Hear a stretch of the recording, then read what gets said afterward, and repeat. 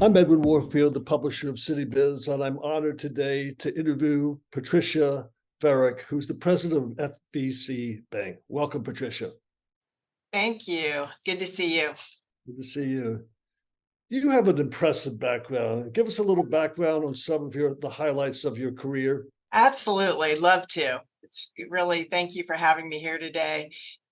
First, to start, I'm a Northern Virginia native. I grew up in Annandale, and my mom still lives in the same house that she and my dad raised my three brothers and my sister. And when my dad passed away in 2006, he was such a huge influence, and I have such deep roots here, and just thrilled to be a part of this community. And now, part of a great bank. So I started my career, I went to a local high school, and then I went to Virginia Tech, and I graduated with an accounting major, and I took my CPA exam and went to work for a public accounting firm and was an auditor. And while I didn't love auditing, I did get to learn a lot about banking.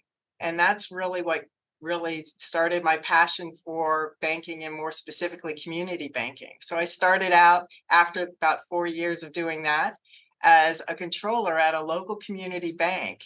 And I just felt so at home, just having access to being able to work with different people as opposed to being on the outside looking in, working with all the different teams of the bank and seeing how everything pulls together, and how important good data management is, and to make good decisions. And so I eventually got an opportunity at another bank to be the CFO. And as you know, this is over a 15 or so year period where there's a lot of mergers and acquisitions, and I was able to really learn a lot through that process, and had an opportunity to be the controller of a publicly traded bank that was eventually sold. But during that time, I just got to really dig into the community banking world. And then after that bank was sold, I met David Piger, our CEO, and he offered me the opportunity to be the CFO of this de novo. And I'd never been a part of a de novo, and was so excited about being really part of something new and exciting. And there was such a great passion behind really working with the community and having this entrepreneurial spirit that David really carries with him. So I was hooked, I was in, and about 5 years ago, after about 10 years, David gave me the opportunity to be the president of the bank. And that wasn't even, I was thrilled, honored, and incredibly excited and ready to take on that challenge, because it gave me the opportunity to reach further out than being behind the scenes. I was able to work with the community more and meet more customers and work with our team to help us grow and be really the strongest community bank in the market. That's our goal. That's what's really important to us, to serve our community.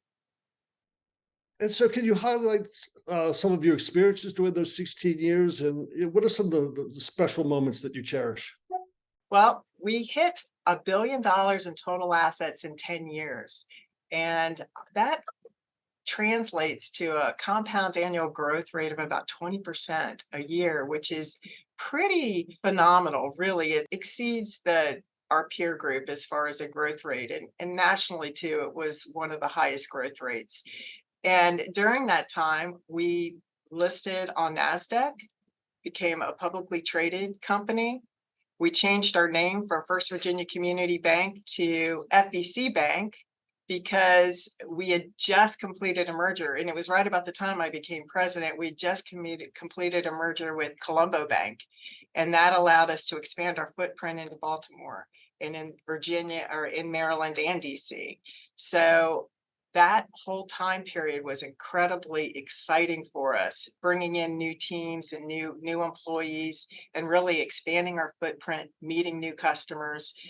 Like I said, listing on NASDAQ, bringing in a new CFO, and really building our executive team and our entire team, and continuing that growth rate, and making sure that we were always building an infrastructure to have the products and services that cater to our commercial customers, whether it's small business or the larger businesses. And this growth also allowed us to venture into more middle market customers, larger customers, while still really staying true to the small business, which is incredibly important to us. That's how we grew, that's how we were built, and we're committed to that. So you've garnered a lot of recent press related to technology. So tell us about some of the new technology. What are the benefits that these new platforms are providing, and tell us about the staff that's involved in the implementation of that. Well, first and foremost, I think it's important to note that my background as a controller, it's all about data. It's all about understanding and really utilizing the many data points that we collect as a bank.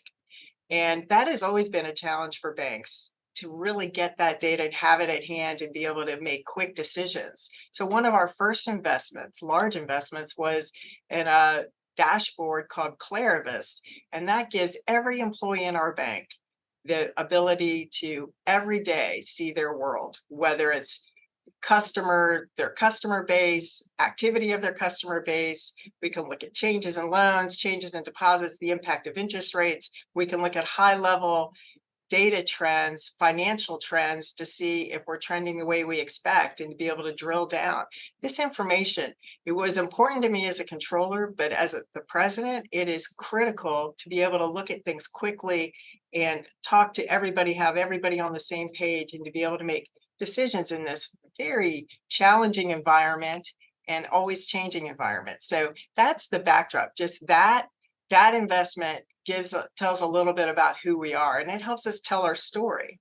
And the rest of our story is about technology and really using it to help drive our strategic plan of being a relationship-driven bank. So every decision we make is how can we do that better? So that comes down to the digital banking platform that we invested in the beginning of this year, and larger banks use the same platform. It's incredibly robust, and any customer can log in wherever they are, from their car, from their phone, from their desktop, wherever they wish, and take care of any level of banking transaction or business transaction they need. It's a full on cash management system that's both secure and incredibly flexible. And so that was a huge investment. And the other piece to that is, if a customer needs to talk to somebody, they pick up the phone and they get a human, they get a person.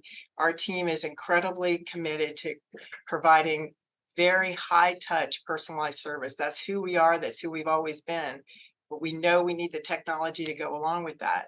So that's one example. Another example is what we call Lightning Lending, and it's an automated loan decisioning platform for small businesses.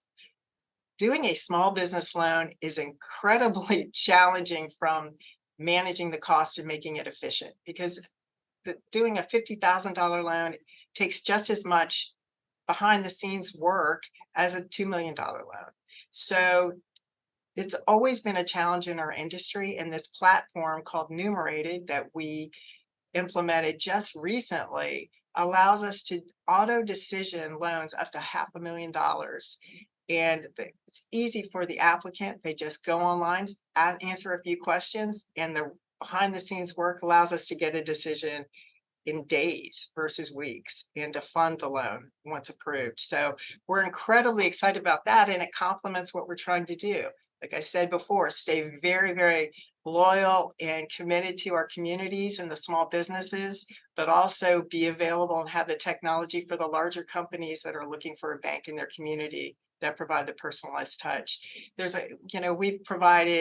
We have technology in place for our construction loan customers that's automated. They can go online and look at their loan and the draws and the budget that they built. They can see everything right at their fingertips. So can our lenders.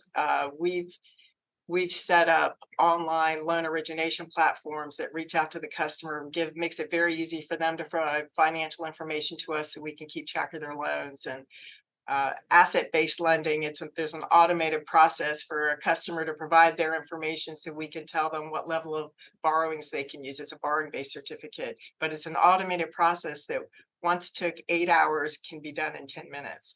All of these things just build on what we're trying to do to really improve the customer experience, save our team's time, because what we're also doing behind the scenes is a lot of automated business processing to improve our employees' time so that they can be more focused on the customer and provide more value-added time supporting the customer while they're using our technology. So FVCbank has total assets of around 2.4 billion. You have a seasoned, experienced executive team. Give us your thoughts on where you'd like to see the bank head over the next couple of years.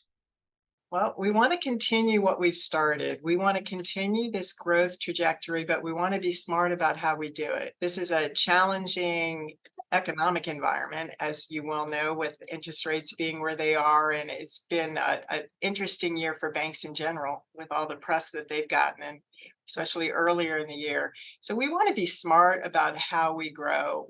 We're focused on profitability. We have shareholders, we have investors. We want to enhance shareholder value. We want to make an incredible work environment for our team to keep them motivated and excited. I think we have one of the best teams in the market.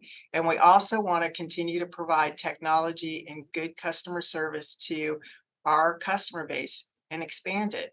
We bought Colombo because we wanted to be in Maryland. We see Baltimore as an incredible market, and we really want to make our impact there. So some of these tools and products that I mentioned, we want to expand and make sure that our customers in those markets and prospects in those markets know us and get to know us better. That's part of our track over the next 2 years, and our strategic plan is to really make a bigger impact in Maryland. But beyond that, we want to continue to just be a good, strong community bank that can compete with the big banks. I mean, in this market, it's a sophisticated market. There's a lot of banks. There's a lot of competition. So we want to provide the best of both worlds to our customers. Anything that a bigger bank offers, we're going to be able to offer. But we have the added benefit of being there and accessible, incredibly accessible. David and I go on calls and talk to customers all the time. We think it's really important for our executive management team, for every level of our employee base to be accessible to our customers. So as a community bank, the bank has a very hands-on approach in a number of areas. Why is that important to you and the growth of the bank? First and foremost, because we're really invested in our community and we want to be impactful in our community and be there.